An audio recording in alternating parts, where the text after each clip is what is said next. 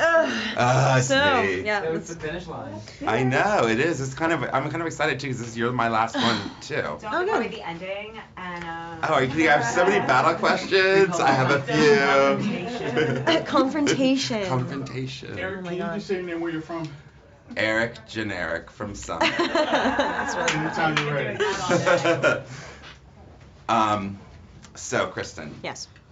It's exciting to talk to you about this because I think after 5 years, you've really done something, and I don't know that it's something you set out to do, but you've created a franchise, and it's sad that we live in a world that has to be this way, that is about a strong girl with strong convictions, who's not always strong, but is a strong sense of who she is, and sort of never wavers.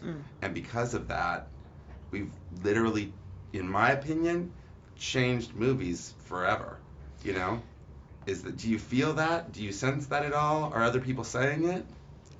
Yeah, no, that's like commonly talked about. I think that if anything, we sort of shed light on an enormous gap that's been wanting to be filled for a really long time, and sort of told everyone that it's possible.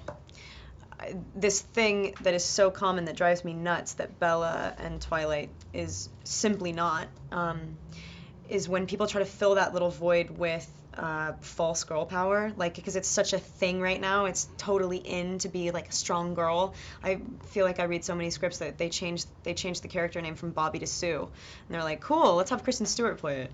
It's like, yeah, I don't really want to play a guy. I would really rather play a strong girl. And yeah, I feel like it's exactly what you just said, is, you know, women's strengths are different. They are, you know, evident in very different ways, and it's not about brawn, it's not about being the loudest in the room. Sometimes it's about taking a step back and realizing that, you know, it's funny, what I'm about to say is like so cliche, but it's true. It's not the woman who's like in the front of the room desperately asserting herself. It's the one sort of clocking.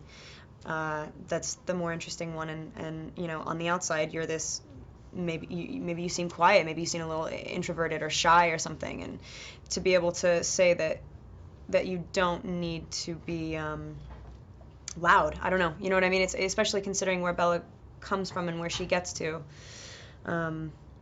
You have somebody who really has a lot of stock in her own feelings, and it's pretty I don't know, it's pretty great. I don't know if we're gonna like change. Hopefully that keeps going. Hopefully people demand that, you know what I mean. I think that they probably will. But yeah, good job, Twilight. Well, I mean, when I from when I started doing this, it was working on a movie like Legally Blonde, and that's totally different. But it was a moment where people were like, wow, women can sort of drive box office and can appeal to, you know, different things. And I think that, you know, there's also this word that kind of has been overused, I think, in the last several years, and people really like it, you know, awkward. But there's something about the fact, I think, that Bella could be genuinely have moments of awkwardness, pure, but was never not who she was. Right. And she always knew who she was. And I think the greatest thing about this and sort of her moment of becoming a vampire is it just takes all those things and amplifies them, and then throws some power behind it. Yeah, it's true. Was that, were you aware of all that while you were playing that, or was it sort of like while you're making the two movies together, it was like, oh, we're Vampire Bella now, and so it's like time to be sexy and strong? Yeah. No.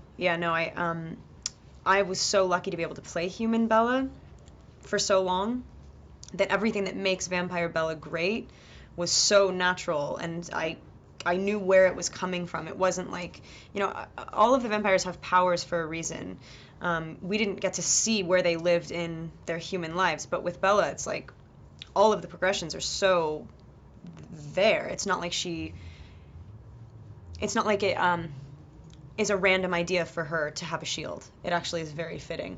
It's not, you know, it's not a completely arbitrary thing that she can drop everyone's guard. That she, you know, like, there's just no lying. You know what I mean? I think that really says something about her. I think as much of a physical thing as it was, and it was cool to be strong and fast and everything like that. It was nice to just see a fully realized version of Bella. And